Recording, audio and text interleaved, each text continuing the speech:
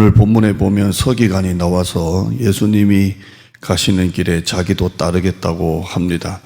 보통 서기관은 예수님을 공격하고 비방하는 자들이었습니다. 그런데 오늘 이 본문에 나오는 서기관은 예수님을 따르겠다고 하니까 굉장한 충격입니다. 또 이 서기관이 만약에 예수님을 따른다면 일반 사람들 보기에도 신선한 충격이 될 것입니다. 왜 이 서기관이 예수님을 따르려 할까요? 이 앞에 보면 예수님의 기적들이 쭉 이렇게 나옵니다. 마태복음 8장 16절에 귀신 들린 자를 많이 데리고 예수께 오거늘 예수께서 말씀으로 귀신들을 쫓아내시고 병든 자들을 다 고치시니라고 되어 있습니다. 아마도 서기관은 예수님의 권능과 기적을 보면서 야, 대단하다. 나도 따라가면 뭔가 이렇게 대단한 것을 보지 않을까라는 마음을 먹은 것 같습니다. 오죽 얼마나 예수님을 보고 감동을 했으면 19절에 보면 어디로 가시든지 자기는 따르겠습니다 라고 말합니다. 굉장한 고백입니다. 어디로 가시든지 따르겠습니다. 누가 이런 고백을 하겠습니까? 예수님은 서기관의 말에 이래라 저래라 말씀하지 않으시고 대신에 예수님이 가시는 길에 대한 엄청난 고난에 대해서 말씀하십니다. 마태복음 8장 20절에 예수께서 이르시되 여우도 굴이 있고 공중에 새도 거처가 있으되 인자는 머리 둘 곳이 없다 하시더라 라고 말씀합니다. 예수님이 가시는 길이 얼마나 힘든 길인지 여우도 굴이 있고 새도 거처가 둥지가 있는데 예수님은 머리 둘 곳도 없다라고 하셨습니다. 왜 이렇게 말씀하십니까? 보통 한 명이라도 더 데리고 가려고 한 명이라도 더 늘려보려고 듣기 좋은 감언이설을 하지 않습니까? 예를 들어서 믿기만 하면 복 받는다. 교회 나오기만 하면 소원을 성취한다. 11조 내기만 하면 수입이 더 늘어난다. 이런 말을 통해서 한 명이라도 더 늘리려고 데리고 가려고 말을 합니다. 어떻게 믿을 것인지에 대한 말씀은 없고 믿기만 하면 복 받는다라는 이야기만 합니다. 그러나 기독교는 믿기만 하면 복 받는 게 아니라 어떻게 믿어야 복을 받는지 말하는 게 기독교입니다. 다시 말씀드리면 믿기만 하면 복 받는 게 기독교가 아니라 어떻게 믿어야 복을 받는가 하는 것이 기독교입니다. 순서가 제대로 되어야 합니다. 기복주의는 믿기만 하면 복 받는다입니다. 그러나 진짜 신앙은 어떻게 믿어야 복을 받는가 하는 게 진짜 신앙입니다.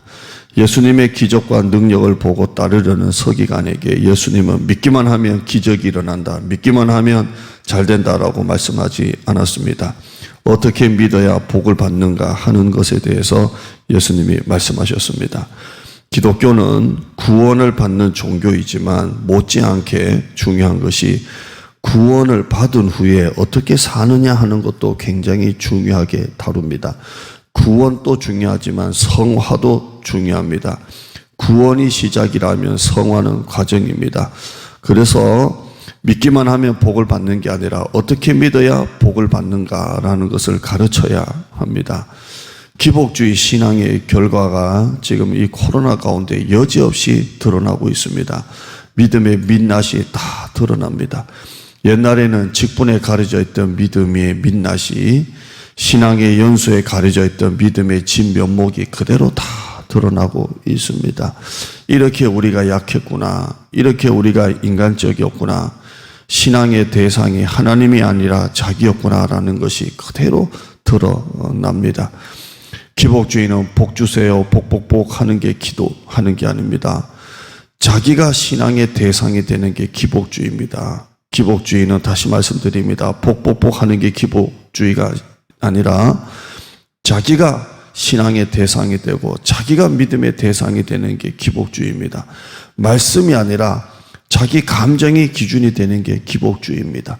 자기가 마음에 드느냐 안 드느냐, 내가 좋으냐 안 좋으냐, 나에게 맞느냐 안 맞느냐가 기복주의입니다. 내가 기분 나쁘면 교회도 안 나갑니다. 내가 뭔가 마음 상한 일이 있고 내가 뭔가 그런 일이 생기면 아무것도 아닌 것처럼 신앙이 무너져 버리는 것을 봅니다. 포장지가 있습니다. 안에 내용물보다 겉에 잘 꾸며서 내용을 그럴듯하게 만드는 게 포장지입니다. 그래서 내용보다 겉을 잘 꾸며서 더 많이 파는 게 바로 포장입니다. 우리 기독교를 복의 종교로 포장해서는 안 됩니다. 오히려 그 포장을 걷어내고 그 안에 십자가, 희생, 고난, 섬김 진득하게 묻어 있는 게 바로 기독교입니다. 예수님이 제자들에게 하신 말씀이 생각납니다. 이에 예수께서 제자들에게 이르시되 누구든지 나를 따라오려거든 자기를 부인하고 자기 십자가를 지고 나를 따를 것이니라고 했습니다. 자기가 신앙의 대상이 되는 게 아닙니다. 겉에 포장지를 드러내야 합니다. 이제는 다 뜯어내고 그 안에 십자가, 고난, 희생이 진득하게 묻어있는 그 진짜 신앙의 길을 우리가 걸어가야 합니다. 설교의 결론으로 이 찬송가가 생각납니다. 부름받아 나선 이 몸 어디든지 가오리다. 악올골짝 빈들에도 복음 들고 가오리다. 이 찬양이 생각납니다.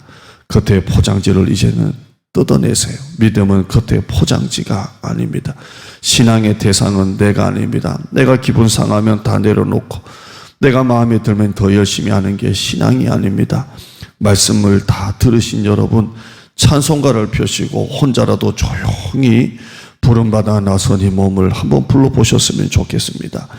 이 복음송가가 진짜 우리가 걸어가야 될 신앙의 길인 줄 믿습니다.